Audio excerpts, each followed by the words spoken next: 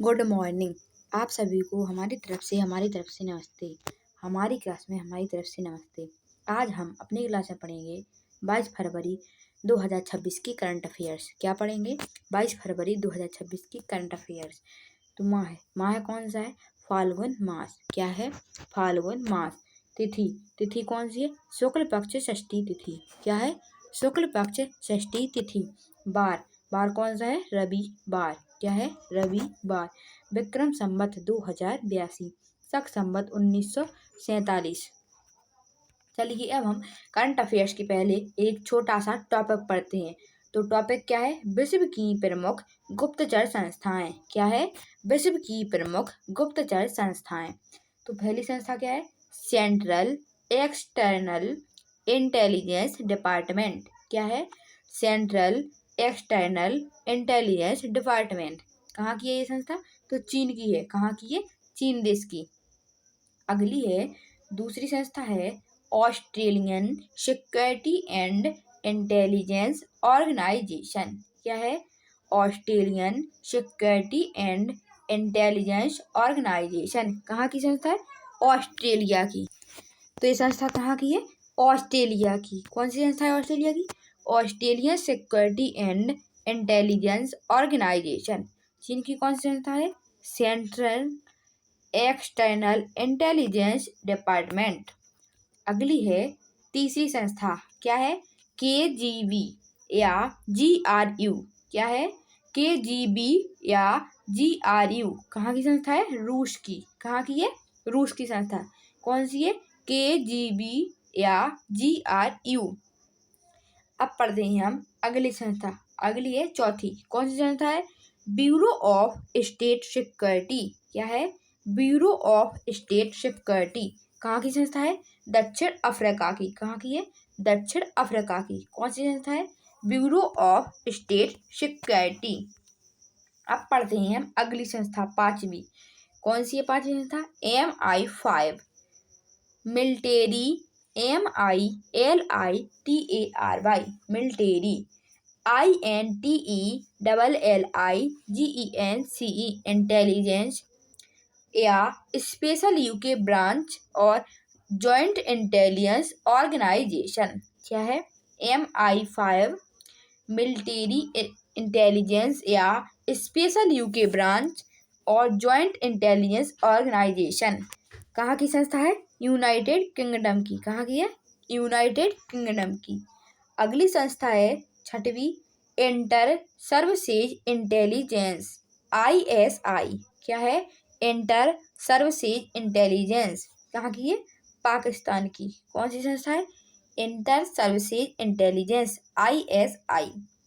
अब पढ़ते हैं अगली संस्था सातवीं। क्या है? Research and analysis wing. क्या है अगली संस्था? Research and analysis wing RAW। दूसरी है इंटेलिजेंस ब्यूरो IV। अगली है central bureau of investigation CBI। ये कहाँ की संस्था है? तो भारत की। कौन कौन सी?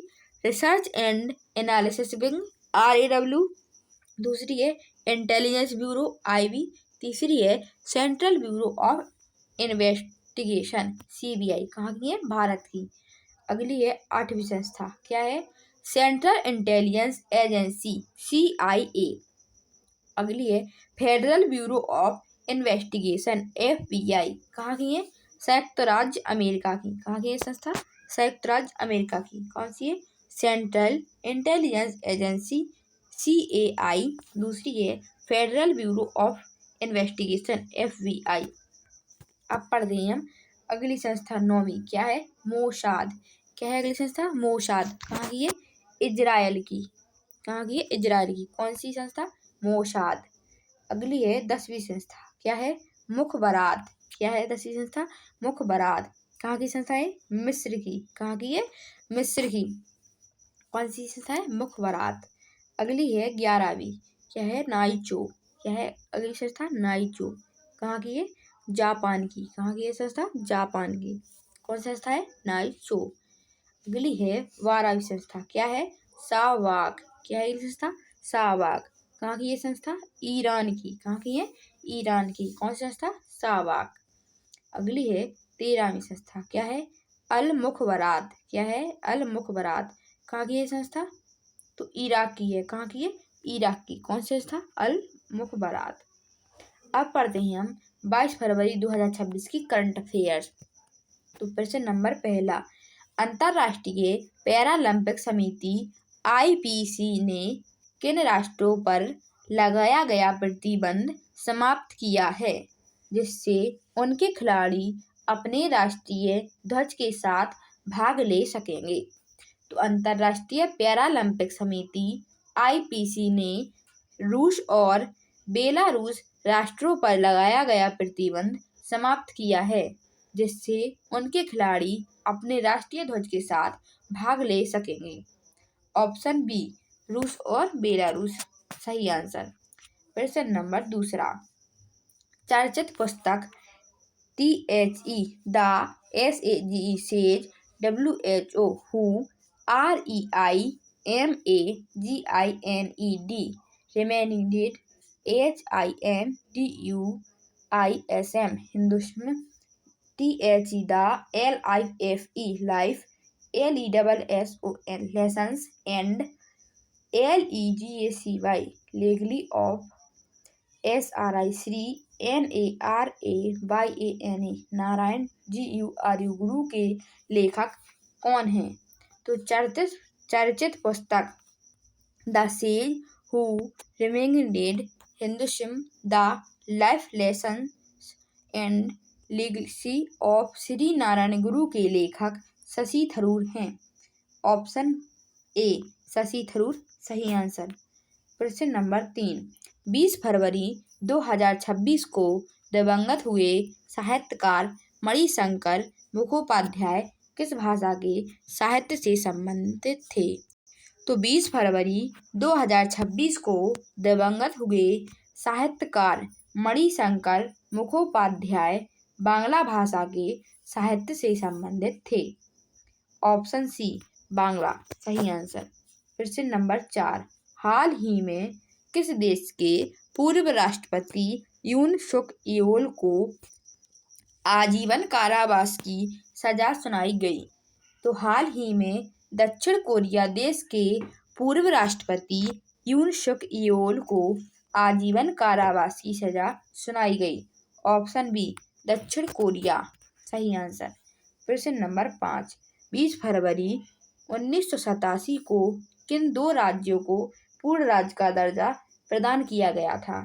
तो 20 फरवरी 1987 को मिजोरम और आंध्र प्रदेश राज्यों को पूर्ण राज्य का दर्जा प्रदान किया गया था। ऑप्शन बी मिजोरम और आंध्र प्रदेश सही आंसर। प्रश्न नंबर 6, 3 दिवसीय राजकीय ईंटखोरी महोत्सव का उद्घाटन किस राज्य में किया गया? तो 3 दिवसीय राजकीय ईंटखोरी महोत्सव का उद्घाटन झारखंड राज्य में किया गया।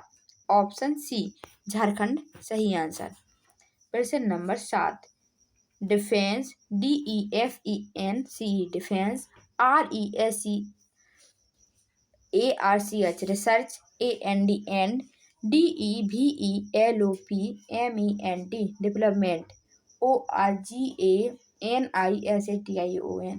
ऑर्गेनाइजेशन DRDO ने गगनयान मिशन के किस उपकरण का सफल क्वालिफिकेशन परीक्षण पूरा किया है? तो Defence Research and Development Organisation DRDO ने गगनयान मिशन के ड्रॉग पैराशूट उपकरण का सफल क्वालिफिकेशन परीक्षण पूरा किया है। ऑप्शन सी ड्रॉग पैराशूट सही आंसर। प्रश्न नंबर 8, वर्ष 2026 के CEO ऑफ द ईयर सम्मान से किसे नवाजा गया है? तो वर्ष 2026 के CEO ऑफ द ईयर के सम्मान से सुबोध गुप्ता को नवाजा गया है। ऑप्शन सी सुबोध गुप्ता सही आंसर। प्रश्न नंबर 9, हाल ही में लॉन्च किया गया वॉयसेरा VOICERA वॉयसेरा क्या है? तो हाल ही में लॉन्च किया गया Voicera open source voice AI stack है। Option B open source voice AI stack सही आंसर। प्रश्न नंबर 10, विश्व चिंतन दिवस हर वर्ष कब मनाया जाता है? तो विश्व चिंतन दिवस हर वर्ष 22 फरवरी को मनाया जाता है। ऑप्शन सी 22 फरवरी सही आंसर। चलिए अब हम 21 फरवरी 2026 की करंट अफेयर्स की क्लास का रिवीजन करते हैं। तो प्रश्न पहला, भारतीय खाद्य निगम FCI ने वैश्विक भुखमरी कम करने हेतु किस संयुक्त राष्ट्र संस्था के साथ 5 वर्षों तक चावल आपूर्ति का समझौता किया है? ऑप्शन सी विश्व खाद्य कार्यक्रम WFP। प्रश्न नंबर दूसरा, ज्ञान भारतम मिशन के अंतर्गत दुर्लभ पांडुलिपियों और ऐतिहासिक ग्रंथों के डिजिटलीकरण की पहल किस राज्य ने शुरू की है? ऑप्शन बी उत्तर प्रदेश सही आंसर। प्रश्न नंबर 3, भारत में पहली बार किस राज्य ने TIDAL FLOODIG फ्लडिंग को राज्य विशिष्ट आपदा घोषित किया है? ऑप्शन सी केरल राज्य सही आंसर। प्रश्न number 4, zoological survey of India द्वारा खोजी गई नई डिप्लूरा प्रजाति लेपिडोकेम्पा सिक्किमेसिस के क्षेत्र में पाई गई है? ऑप्शन बी पूर्वी हिमालय सही आंसर। प्रश्न नंबर 5, यूरोपीय संघ ने पहली बार यूरोपियन लीगल गेटवे ऑफिस का उद्घाटन कहाँ किया है?